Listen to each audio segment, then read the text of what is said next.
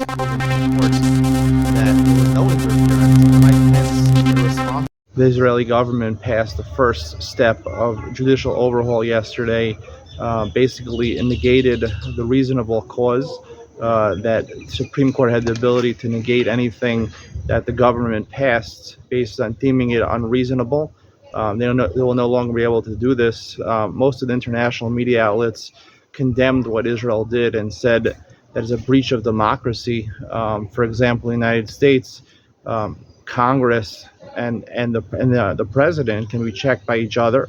It's a three-tier system, as opposed to Israel, where basically the prime minister, the executive branch, and the legislative branch are together.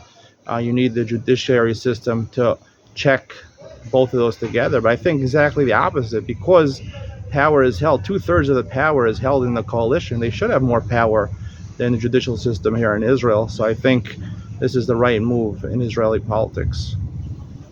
A lot of media outlets are saying that we're already feeling the effects of global warming in China, certain parts of America and Europe. There's been a tremendous heat wave here. Even in Israel, the last 3-4 weeks have been very hot.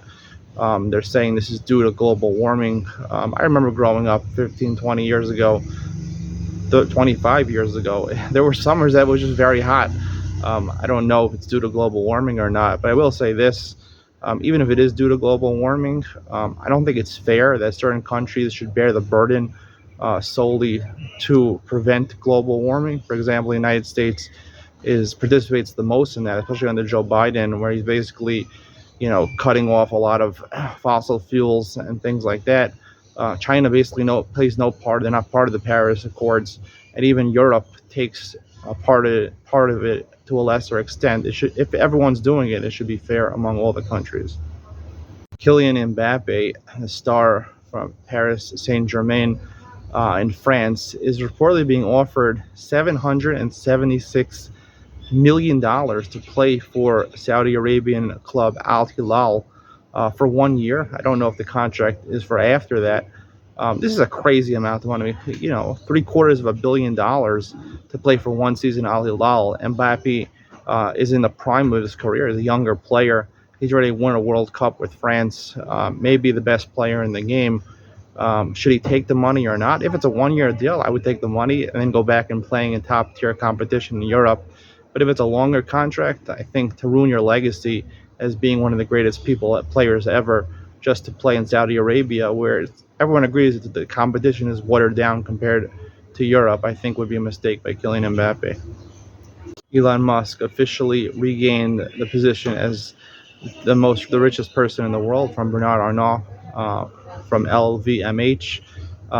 Most people could care less, but I will say this: Elon Musk now is changing the name of Twitter to X.com.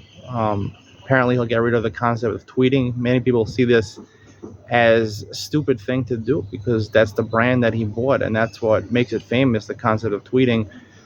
If you listen to what his statements about this, he said that X.com is not just about Twitter. It's about creating a whole financial system. I don't understand all the particulars of what he was saying, but it'll be linked to other financial systems, maybe cryptocurrency. And he said it could control half of the world's financial markets as opposed to the regular banking system. Elon Musk is a very smart person. I have no idea what he's saying, but if this is true, maybe it's not the stupidest move in the world. Elon Musk and Mark Zuckerberg are getting ready for their match in the cage, which seems more and more likely that it'll actually happen. Both are actively training for this. I'll tell you my prediction. I think when it comes to MMA, even though I think Mark Zuckerberg is younger, he's more experienced in fighting. I believe he's a black belt in jiu-jitsu. When it comes to MMA, it's basically about you're lying on each other, you're just struggling against each other.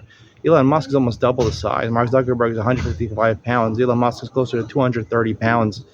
Elon Musk stands at 6'2", 6'3". Mark Zuckerberg is 5'6". So even if you have all the technical skills in the world from jiu-jitsu and you're younger, I think Elon Musk has a clear advantage in the cage.